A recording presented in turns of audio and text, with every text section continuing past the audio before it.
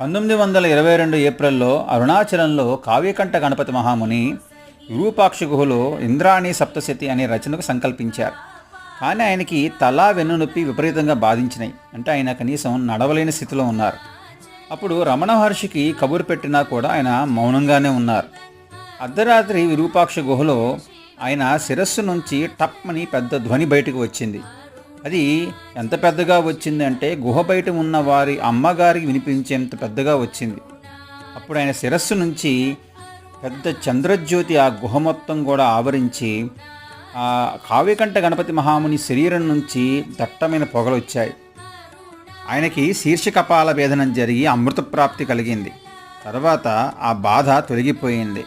తెల్లవారి రమణులు వచ్చి ఆయన గుహ నుండి కిందకి తీసుకుపోయి కావ్యకంఠ గణపతి మహామునికి పాలిప్పించారు. ఇలాంటి అమృత ప్రాప్తే పెనుమత్స సీతమ్మ యోగిని జీవితంలో కూడా జరిగింది.